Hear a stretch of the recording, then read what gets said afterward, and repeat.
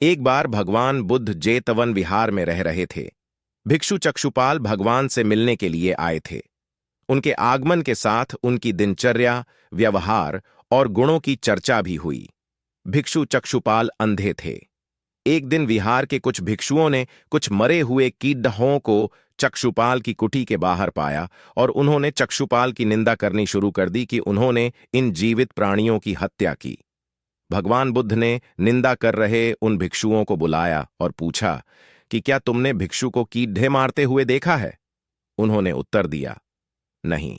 इस पर भगवान बुद्ध ने उन साधकों से कहा कि जैसे तुमने उन्हें कीड़ों को मारते हुए नहीं देखा, वैसे ही चक्षुपाल ने भी उन्हें मरते हुए नहीं देखा और उन्होंने कीड़ों को जानबूझकर नहीं मारा है, इसलिए उनकी भर्त्सना करना उचित नहीं है।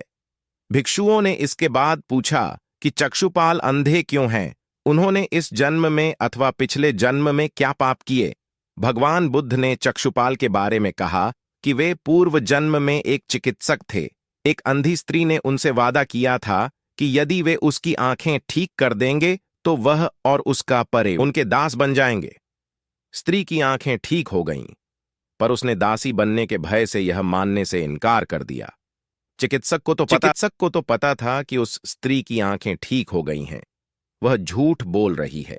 उसे सबक सिखाने के लिए या बदला लेने के लिए चक्षुपाल ने दूसरी दवा दी। उस दवा से महिला फिर अंधी हो गई। वह कितना ही रोई पीटी, लेकिन चक्षुपाल जरा भी नहीं पसीजा। इस